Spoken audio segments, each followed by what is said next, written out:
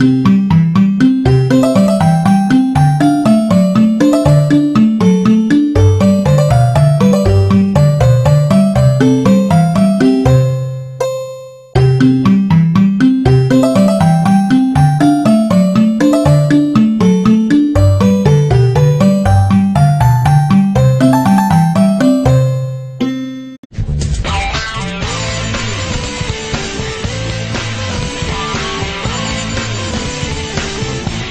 te rappelles Jennifer dans Chris Colorado?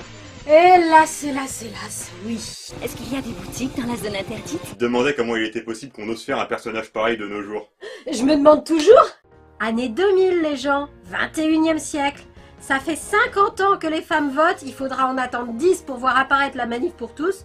En principe, à cette époque-là, l'égalité des hommes et des femmes, c'est entré dans les mœurs et c'est plus remis en question. En tout cas, pas consciemment. C'est le côté conscient du truc qui est sujet à débat si j'ai bien compris. Je sais qu'il y a un débat là-dessus sur internet et je sais qu'il n'est pas des plus fins. Mais là, on ne va parler que des dessins animés, avec un œil neuf. Et je ne pense pas que le personnage de Jennifer soit dû à une malveillance quelconque des scénaristes vis-à-vis des petites spectatrices. Ça correspondrait franchement pas à l'esprit du moment. Parce qu'il y a un truc qu'il faut bien savoir, c'est que dans une industrie où on ne laisse pas les dialoguistes écrire mort ou tuer, on ne va pas non plus laisser Frank Miller diriger la création d'un dessin animé.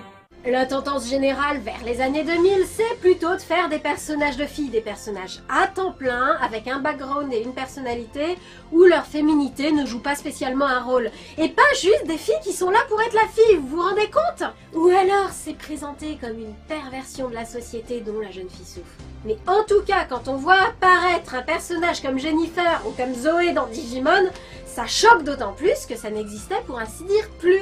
Et qu'aujourd'hui, il est clair qu'on sait faire un personnage féminin. Ouais. C'est aussi faire des séries qui sont faites pour plaire aux deux sexes. Et je peux vous dire que pour avoir dû me taper Sourire d'Enfer pendant tout l'été parce que ça passait avant X-Men Evolution, que si on m'avait dit à l'époque qu'un jour les séries seraient pour tout le monde, j'y aurais jamais cru. Et pourtant, quand on zappe sur Gulli ou n'importe, le constat est sans appel. Ces séries sont pour la plupart faites pour plaire à tout le monde. Ou déplaire à tout le monde, c'est selon. Du coup, rien ne justifie plus l'existence de ces séries plus roses, plus naïves, plus littérales qu'on destine généralement aux petites filles. Ok, alors pourquoi il y en a encore? Bah déjà, je pense pas que ce soit dû à une volonté patriarcale des diffuseurs de cantonner les petites filles dans un climat moins épanouissant intellectuellement afin de s'assurer la soumission des prochaines générations de femmes. J'ai une obsession, la domination. D'autant que ça marcherait pas. Les petites filles regardent la télé aux mêmes heures que les petits garçons. Les garçons voient les séries pour filles, les filles voient les séries pour tout le monde. Si un mal est fait, il est fait aux deux sexes. Donc si c'est pas de la malveillance, c'est quoi la motivation pour faire des séries pour filles plus simplistes et crétines que les autres? Le fric. Si on en croit la logique des magazines de jouets, faire une série crétine pour garçons, ça implique de faire de l'action. Et l'action, c'est cher à animer. Tandis que faire une série crétine pour filles, ça implique de mettre du rose. Et le rose, c'est pas cher à mettre.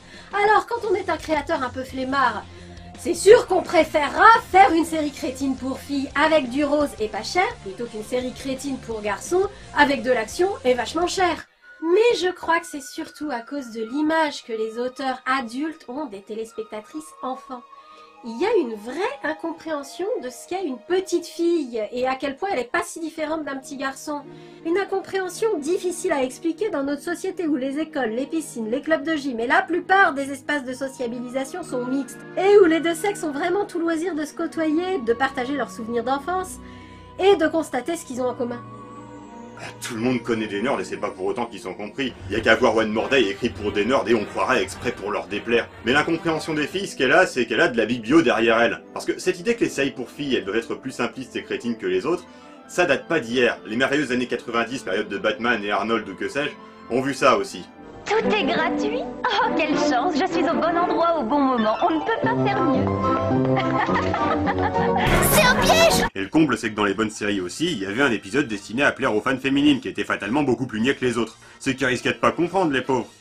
Allô, la spectatrice qui regarde cet épisode, en principe, elle a regardé le reste de la série et elle a suffisamment compris pour la suivre jusqu'à cet épisode.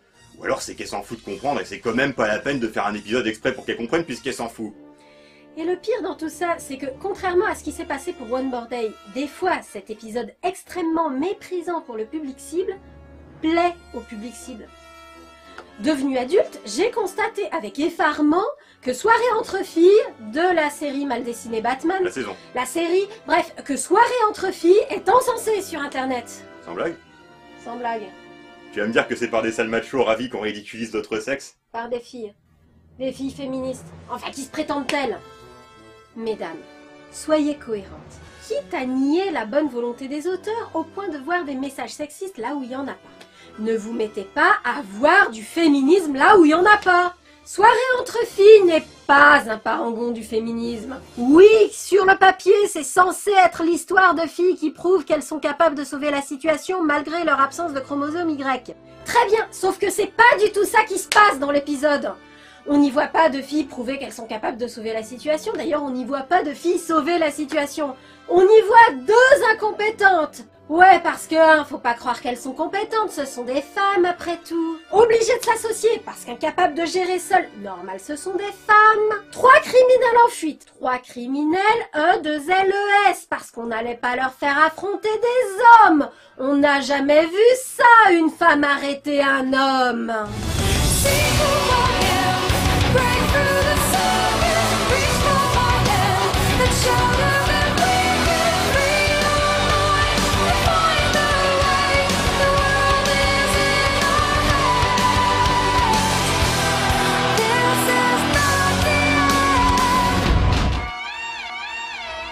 Bref, ces deux gamines incompétentes parce qu'elles sont des filles, bon peut-être aussi parce qu'elles sont jeunes, n'exagérons pas non plus, remportent la partie à la fin par coup de chance, ou plutôt parce que les criminels, étant des femmes aussi, sont incompétentes aussi. Là-dessus, pas peu fières de leur victoire, elles vont fêter ça en se faisant un brushing.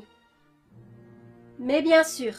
Bon, après tout, les criminels, elles, après leurs infractions, n'avaient pas d'autre priorité que de faire les magasins. Et non, c'est pas autoparodique façon Totally Spies, ça se prend au sérieux, ça croit avoir de vrais enjeux, c'est réellement mis en scène et vendu comme une histoire normale, où tout ce qui se passe est tout à fait normal. Alors je suis désolée, mais là ça correspond pas tout à fait à ma définition du féminisme. Bah, de manière générale, ça fait peut-être plaisir aux filles de voir les personnages féminins, auxquels elles s'identifient plus facilement, s'associer au cours d'un épisode pour prouver leur badasserie. Oui, j'avoue, ça fait du bien quand c'est réellement ça qui se passe. Donc c'est pas forcément une recette à bannir de nos séries. Le souci, c'est que c'est une recette basée sur une intention si naïve en soi qu'elle est bourrée de peau de banane et qu'il est facile de glisser dessus. Mais pas impossible de les éviter. On peut réussir l'épisode pour filles. Déjà, on part du bon pied quand on a réussi les personnages féminins. Ensuite, faut pas que la naïveté de l'intention se trahisse dès les premières minutes de l'épisode. Qu'est-ce qui va pousser les personnages féminins à se rassembler? Ça peut être un pur hasard, mais veillons à ce qu'ils soient assez crédibles pour passer. En tout cas, évitons de les faire se rassembler explicitement parce qu'elles sont des filles. C'est sûr qu'on n'a jamais vu une fille collaborer avec un garçon sur quelque projet que ce soit. Bon, des fois il arrive que ce qui les rassemble, ce soit la nécessité de prouver qu'elles sont géniales malgré le fait d'être des filles. Et là encore, on peut s'en sortir avec les honneurs. Mais c'est extrêmement casse-gueule et il faut faire très attention à pas se manger le tapis. Déjà, il faut pas sortir ça de nulle part. Faire réellement exister l'innommable et insupportable volonté de domination masculine contre laquelle nos héroïnes vont se rebeller. Ce qui implique souvent de tomber dans le caricatural. Si tant est que la série était réaliste au départ, mais ça c'est une autre histoire. Ensuite, il faut que cette volonté de domination masculine soit incontestablement une mauvaise chose dans l'univers où se passe l'histoire. Donc si on part avec des personnages féminins qui sont toutes des cruches, ça le fera pas. Bullock qui rejette l'aide de Batgirl et Supergirl? Bah écoutez, il précise pas si c'est parce qu'elles sont des filles ou si c'est parce qu'elles ont moins de 20 ans, ce qui serait une bonne raison. En plus, son refus est justifié par le fait qu'elles viennent de prouver leur incompétence en se faisant magistralement défoncer par le trio de criminels. À ce stade-là de la série mal dessinée, Batgirl a déjà prouvé qu'elle était compétente en tant que justicière. Quant à Supergirl, elle a beau être une crétine finie dans toutes ses apparitions, elle est quand même capable de tordre une barre de fer à main nue. Difficile de détromper le spectateur sur le fait qu'une fille est forcément inférieure à un garçon quand c'est clairement ce qu'on croit en tant que scénariste. Désapprouvé! Harley qui se sauve avec Ivy parce que le Joker est un compagnon trop abusif, ça par contre c'est une bonne accroche.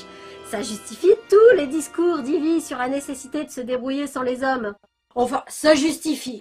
Ça renvoie à des situations d'actualité réalistes, mais ça reste quand même mis en scène par des personnages dans leur rôle de personnage, donc concrètement c'est des fous dangereux qui parlent de leurs problèmes avec d'autres fous dangereux et font des généralisations parce qu'ils sont fous. Donc c'est pas sérieux, ça cherche pas à l'être, et les discours d'Ivy sont caricaturaux. Ici, nous avons l'agresseur mâle typique, totalement coincé dans les chaînes de l'esclavage domestique des femmes.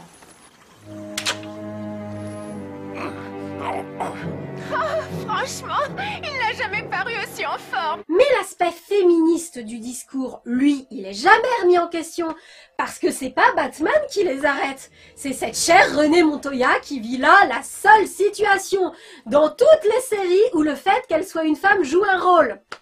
Approuvé!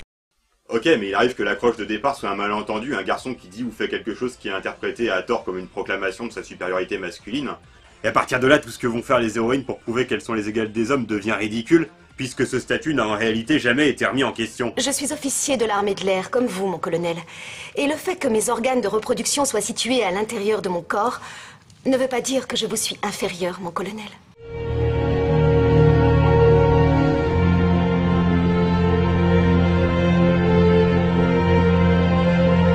On peut réussir à en faire quelque chose de bien, mais il faut assumer à fond cette histoire de malentendu. C'est-à-dire faire comme dans les Sirènes de Bayville de X-Men Evolution. Faire en sorte que la rébellion des filles, toute inappropriée qu'elle soit, ait des conséquences positives, et uniquement positives, sur des problèmes qui existaient indépendamment de cette histoire. Au lieu d'être ridicule, le malentendu devient un heureux hasard qui a provoqué une amélioration en motivant les filles pour utiliser leur badasserie à bon escient, ce qu'elles ne faisaient pas avant, soit parce qu'elles n'osaient pas, soit parce qu'elles étaient mobilisées par d'autres choses et qu'il leur fallait une motivation pour s'occuper de ça, soit parce que c'est les X-Men et que les X-Men n'ont de super-héros que le nom. À noter que ça ne peut marcher que dans une série où les personnages sont attachants parce qu'imparfaits et où se tromper et agir sous le coup d'un malentendu, c'est pas la honte. Ah, et le personnage masculin qui a provoqué involontairement la rébellion. Scott, je dois t'emprunter ta voiture. Amara est avec Boom Boom et je veux la rattraper avant qu'elle ne fasse des bêtises. Entendu, je vais m'en occuper. Hop. C'est pas que tu ne sois pas capable de le faire toi-même. Au contraire. Faites-lui manifester clairement qu'il respecte la position des filles. Soit en se retenant d'aller les aider, soit en cachant son intervention pour pas gâcher le message qu'elles ont à donner au monde. Tu ne m'as pas vu faire ça, d'accord? Tu sais qu'il y en a qui diraient que cette scène est une preuve justement que les filles s'en sortent pas sans Scott et qu'elles sont nulles parce qu'elles sont des filles. Oui, je sais, mais j'en fais pas partie. Écoute, elles se sont débrouillées toutes seules pendant tout l'épisode et elles ont accompli plein de trucs.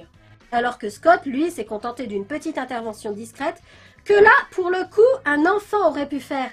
C'est pas comme dans le retour de Batgirl où Robin est obligée d'intervenir à la fin parce que les deux filles, elles étaient vraiment trop nulles. Je sais ce que ça peut avoir de frustrant quand on désirait voir Jean prouver qu'elle était capable de se débrouiller seule. Mais on est dans X-Men Evolution, c'est un sitcom, les personnages sont des ados. Jean n'a pas à prouver qu'elle s'en sort seule parce qu'elle n'a pas à s'en sortir seule. Elle n'a pas à être parfaite. Jamais on dira qu'elle est imparfaite parce qu'elle est une fille, puisque tout le monde est imparfait dans cette série. Et que d'ailleurs, le fait d'être un garçon ou une fille ne donne de statut particulier que dans cet épisode-là. D'autre part, le but n'était pas de prouver à Scott que Jean peut s'en sortir seule, elle était de lui prouver qu'on ne parle pas sans réfléchir à la signification de ce qu'on est en train de dire et à combien ça peut blesser son interlocuteur de l'entendre. Le fait qu'il intervienne dans leur bagarre et ne le dise pas prouve qu'il a enfin compris la nécessité de ne pas laisser entendre, même involontairement, que les filles ne s'en sortiront pas sans lui. Et ça c'est important parce que beaucoup de propos insultants sont tenus involontairement parce que les gens ne réfléchissent pas à la portée symbolique de ce qu'ils disent. Cet épisode était sur le problème de Scott, pas sur le problème de Jean.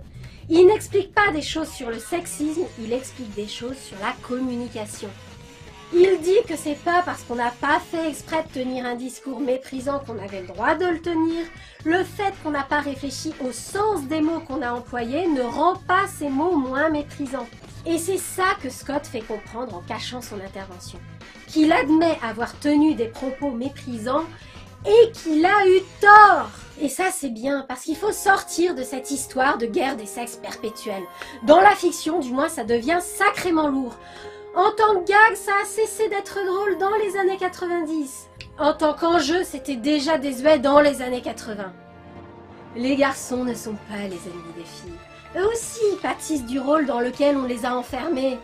Et s'il reste difficile aujourd'hui de débarrasser nos fictions d'un état d'esprit qui a perduré pendant des siècles, c'est pas forcément de leur fait à eux. En tout cas, maintenant que la rébellion a eu lieu, a fait du bruit, a réussi à changer la société au point que les dessins animés se parent de personnages de filles qui ne se contentent pas d'être des filles. Il serait peut-être temps de passer à l'étape suivante, c'est-à-dire sans cesser de refuser qu'on nous marche sur les pieds. Essayer de discuter, de convaincre, voire de répondre sur le ton de la plaisanterie. Mais tu te bats aussi bien qu'un homme. C'est drôle, je pensais exactement la même chose à propos de vous. Bref, de faire comprendre qu'il faut pas avoir peur de nous. Qu'on est gentil au fond quand on nous embête pas. Ce qui implique de l'être gentil. De pas rembarrer les machos qui font pas de machisme et les dragueurs qui ne draguent pas. Et le vidéoclip en milieu d'épisode, rien à redire? Pourquoi? Parce qu'elles font les boutiques entre deux chasses aux criminels et dansent en prenant des poses sexy? Écoute, elles font les boutiques parce qu'elles ont besoin d'un costume de super-héros. Et comme tu l'as dit, c'est un vidéoclip. Un numéro musical avec chorégraphie. Évidemment qu'il va y avoir des danses avec des poses sexy. À la rigueur, elles pourraient se faire un brushing pour fêter leur victoire, que ça passerait quand même à cause de l'état d'esprit général. On est dans un sitcom. Quand on met des trucs débiles, c'est pour faire un gag. Ça n'a pas pour but d'être pris au sérieux ni de signifier quoi que ce soit. C'est du même ordre que Diablo qui fait le musclé avec son inducteur d'image. C'est pas mieux, c'est pas pire, c'est juste dans l'esprit de la série. Et puis... vraiment, j'adore cette chanson.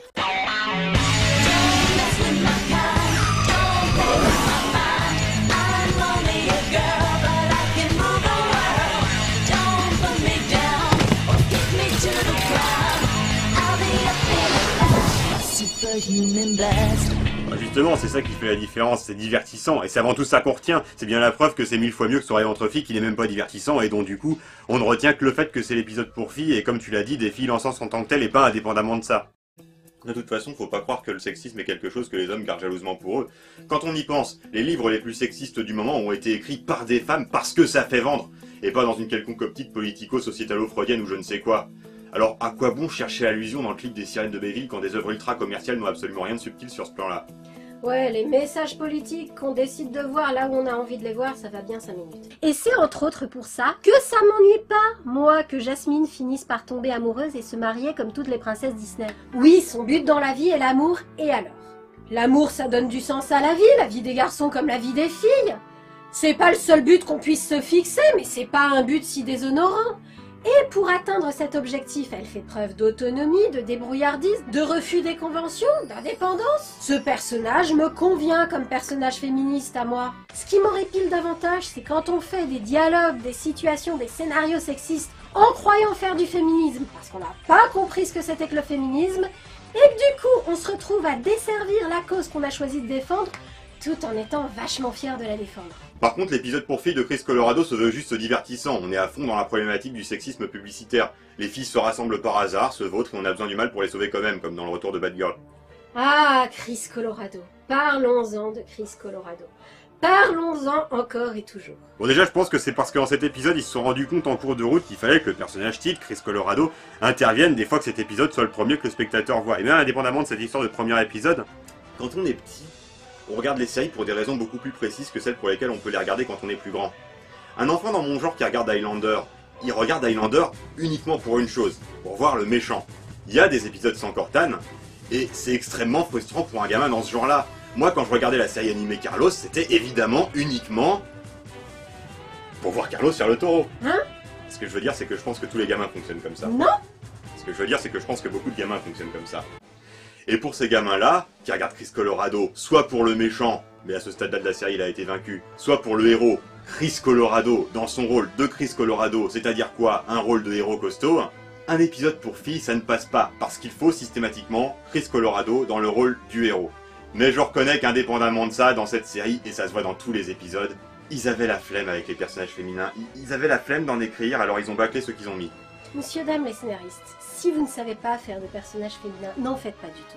Je sais qu'il y a des spectatrices, et j'en fais partie, qui se plaignent qu'il manque de personnages féminins auxquels s'identifier dans nos séries préférées. Mais sachant que de toute façon, je ne m'identifierai pas à ça, je préfère le manque à l'insulte. Je vous remercie.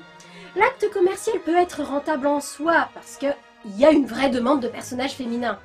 Mais mal géré, il peut être d'aussi mauvais goût que n'importe quelle idée foireuse de dessin animé. Il faut reconnaître que ça veut quand même dire qu'il y a un problème. Parce que si les scénaristes peinent à répondre à cette demande du public pour plus de personnages féminins, c'est bien que malgré les progrès de la société qu'on a évoqués, écrire un personnage féminin semble rester un exercice contre-intuitif pour eux.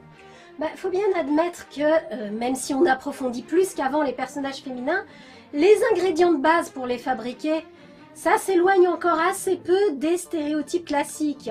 Le garçon manqué, la princesse, l'action girl avec ce qu'il faut où il faut et qui se prend jamais les pieds dans le tapis, la Marissou, l'oracle de Delphes, la petite fille fragile et innocente, la hippie qui a trop abusé du nectar de lapin rose. Ça fait quand même beaucoup de stéréotypes différents. Et d'ailleurs, quand on y pense, les personnages masculins sont aussi pour la plupart basés sur des stéréotypes très classiques. Le gros, le comique, le malo Corrigan. La routine. Énormément de héros adultes de dessins animés sont des malo Corrigan. Non, la vraie différence avec les stéréotypes féminins, outre le fait qu'on remarque davantage ces derniers à cause des problématiques actuelles, c'est que les stéréotypes masculins sont mis là parce qu'ils sont divertissants à regarder.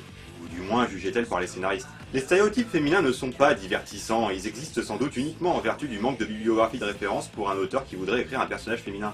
Un auteur qui veut écrire un personnage masculin, il a pour s'en inspirer tous les héros de la littérature de l'Antiquité au XXe siècle, avec les données gravées dans sa mémoire de ceux qui, au fil du temps, ont eu l'occasion de plaire ou de déplaire au public et pour quelles raisons. Celui qui veut écrire un personnage féminin, il doit se creuser davantage la cervelle, et il le fait avec plus ou moins de bonne volonté et plus ou moins de talent. Alors évidemment, on pourrait dire qu'il lui suffirait de féminiser un stéréotype masculin, et des fois c'est ça qui se produit.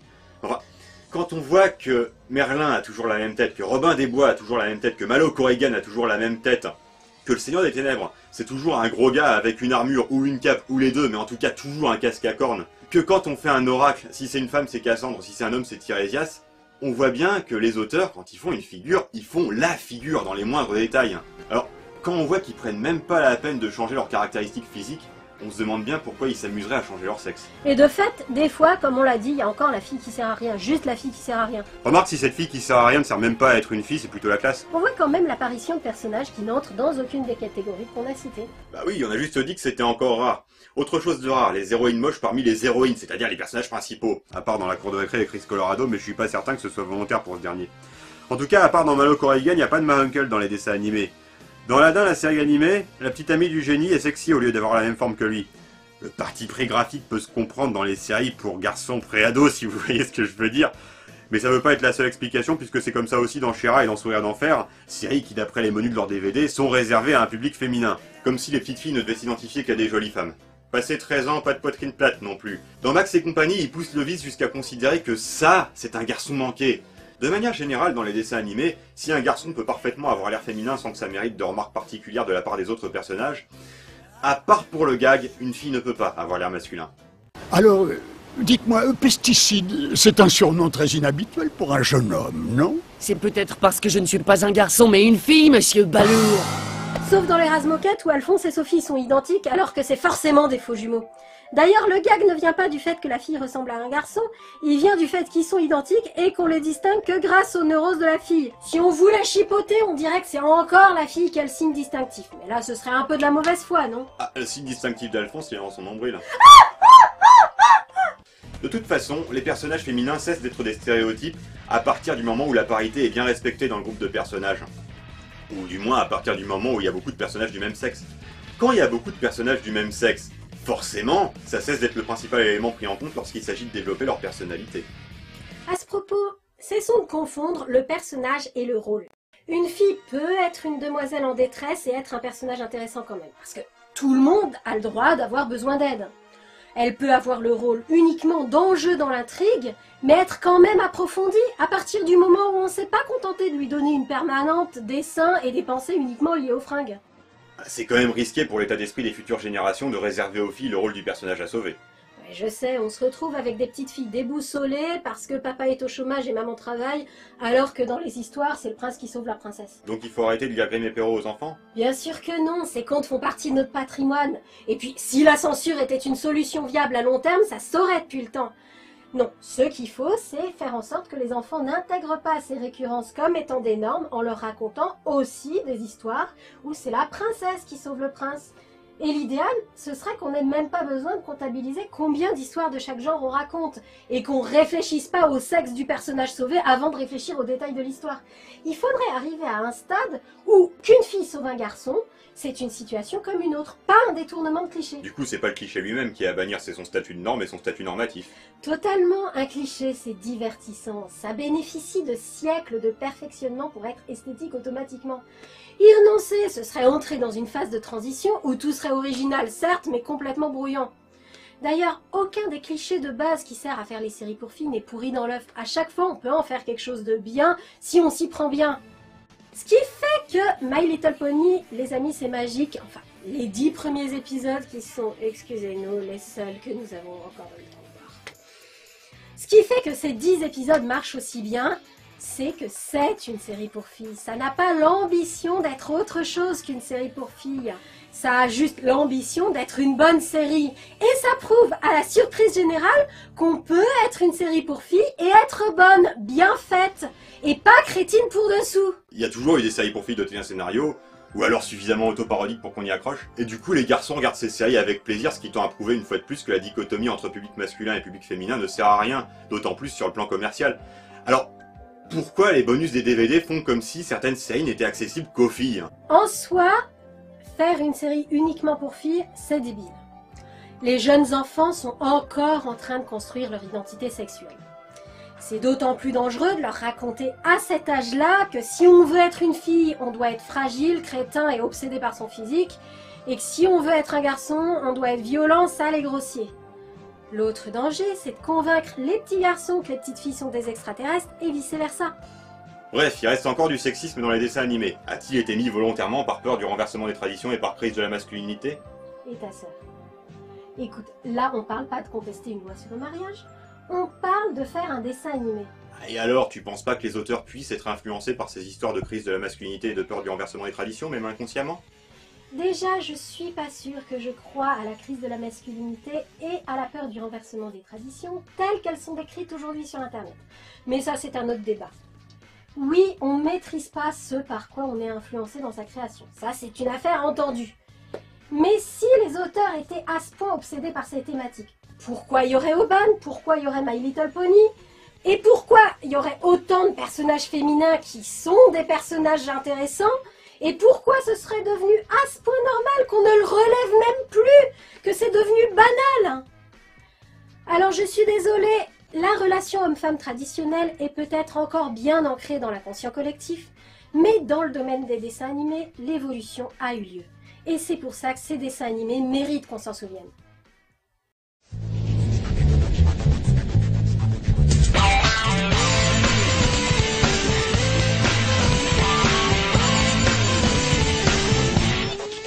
I'm just your sweet next door neighbor.